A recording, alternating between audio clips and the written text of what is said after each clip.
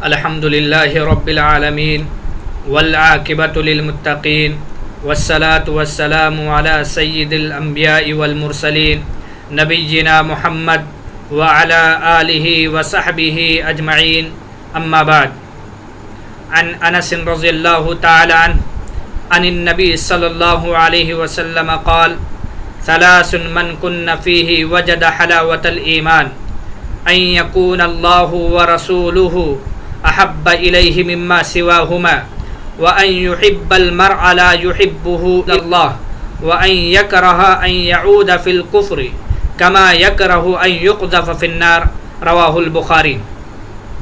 میرے محترم بھائیوں دوستو، میں نے آپ حضرات کے سامنے صحیح بخاری کی ایک حدیث کتاب الایمان باب حلاوۃ الایمان حدیث نمبر 16 پیش کی، جس کی مناسبت سے آج کا درس مشتمل ہے ایمان کی مٹھاس کن کو نصیب ہوگی۔ یہ جو حدیث میں نے آپ حضرات کے سامنے پیش کی ہے، اس کے اندر اللہ کے رسول صلی اللہ علیہ وسلم نے ایمان کی مٹھاس اور چاشنی حاصل کرنے کے لیے 3 خصلتوں کا ذکر کیا کہ جس انسان کے اندر یہ 3 خصلتیں جمع ہو جائیں گی اس نے ایمان کی مٹھاس کو حاصل کر لیا۔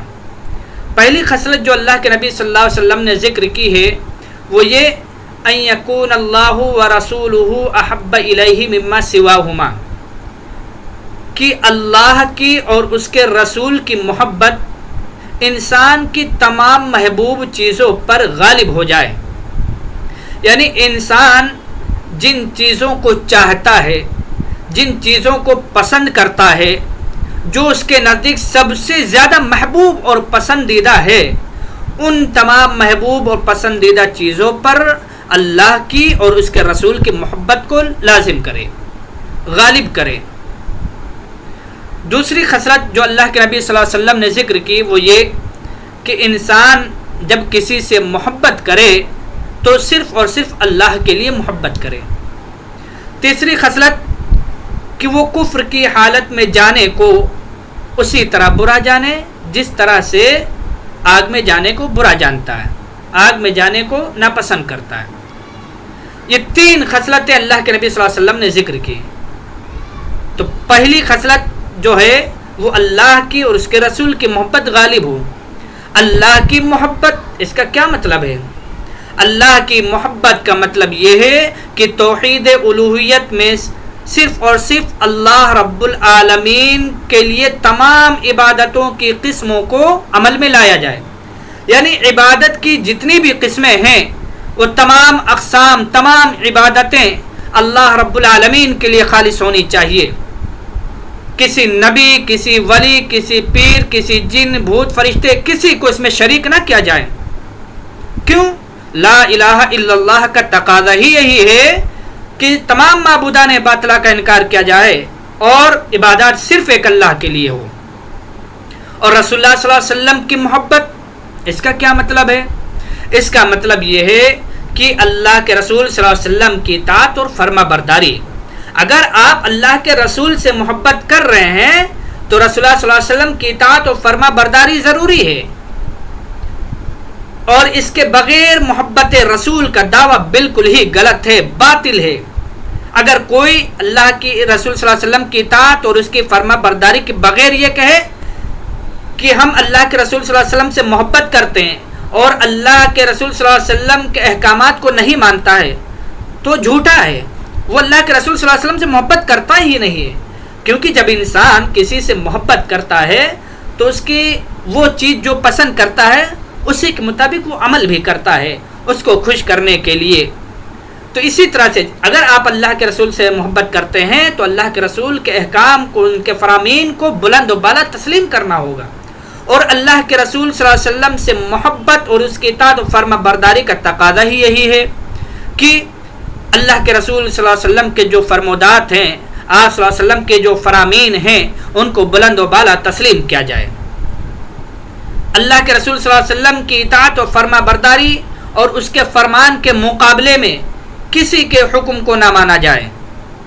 اور دوسری خصلت جو حدیث کے اندر بیان کی گئی ہے وہ یہ کہ اللہ کے لیے محبت ہو. اگر آپ کسی سے محبت کر رہے ہیں تو صرف اللہ کے لیے محبت ہو, اللہ کی رضامندی اس میں شامل ہو. آپ کسی سے محبت کر رہے ہیں, کسی سے دشمنی کر رہے ہیں, تو اس میں دنیا کا کوئی مقصد, کوئی غرض نہیں ہونا چاہیے. آج ہمارا اور آپ کا کیا حال ہے کہ ہم کسی سے دوستی کرتے ہیں تو اس کا بینک بیلنس دیکھ کر دوستی کرتے ہیں, اس کا اسٹیٹس دیکھ کر دوستی کرتے ہیں.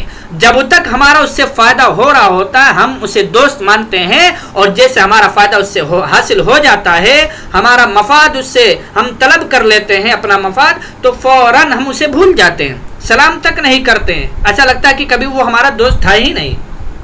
تو میرے بھائیو, یہ مقصد نہیں ہونا چاہیے. کسی سے دوستی اور دشمنی کریں تو دنیاوی مقصد نہ ہو. اللہ کے لیے محبت کریں, اللہ کے لیے دوستی کریں, اللہ کے لیے دشمنی کریں کسی سے. اور تیسری خصلت جو اللہ کے نبی صلی اللہ علیہ وسلم نے بیان فرمائی, اس سے کیا مراد؟ اس سے دین اور اسلام پر استقامت مراد ہے. کہ اللہ نے جب آپ کو کفر کی حالت سے نکال کر اسلام کی حالت پہ لے آیا, تو اب آپ کفر کی حالت میں جانے کو اسی طرح برا جانے جس طرح سے انسان آگ میں جانے کو برا جانتا, نہ پسند کرتا ہے کہ وہ آگ میں نہ جائے. کیا آپ پسند کریں گے کہ آپ آگ میں جائیں؟ نہیں. تو استقامت دین پر, اسلام پر ہونی چاہیے. حالات کتنے بھی ناسازگار ہو جائیں, کتنے بھی خراب ہو جائیں, ایک سچا مومن کبھی بھی دولت ایمان کو ہاتھ سے جانے نہیں دیتا, وہ مضبوطی سے پکڑے رہتا ہے. تو میرے بھائیو, یہ تین خصلتیں جن کے اندر پیدا ہو گئی وہ حقیقت میں ایمان کی مٹھاس کو حاصل کر لیا. حالات کتنے بھی خراب ہوں, ایمان سے محرومی ایک سچا مومن پسند نہیں کر سکتا. وہ مرتد ہونے کو برا جانے گا جس طرح سے انسان آگ میں جانے کو برا جانتا ہے. تو اللہ رب العالمین سے میرے بھائیو دوستو دعا کرتے رہنا چاہیے, اے اللہ تو ہمیں دین پر, ایمان پر ثابت قدم رکھ, اور ہر مسلمان مرد عورت کے اندر استقامت پیدا فرما. الہ العالمین ہمیں اور آپ کو ان تین خصلتوں کو اپنی زندگی میں نافذ کرنے والا بنا. ہمیں بھی ایمان کی مٹھاس اور اس کی لذت نصیب فرما. آمین. وصلی اللہ علی نبینا محمد وعلی آلہ وصحبہ اجمعین. والسلام علیکم ورحمۃ اللہ وبرکاتہ.